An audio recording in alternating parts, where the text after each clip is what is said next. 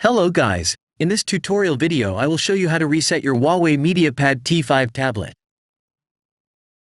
If you have problems with your device, factory reset can effectively solve the problem. By performing a reset, your Huawei Mediapad T5 tablet will be restored to its original settings and any problems will be resolved. For how to reset the Huawei Mediapad T5, watch this video until the end. First, open the Settings menu on your Huawei Mediapad T5. Scroll down and tap the System option.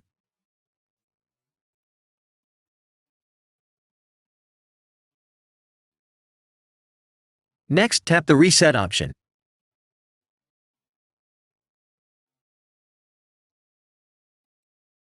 Then select Factory Data Reset option.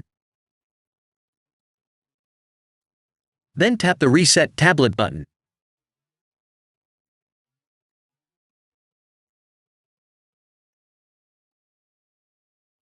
Confirm by tapping Reset Tablet button.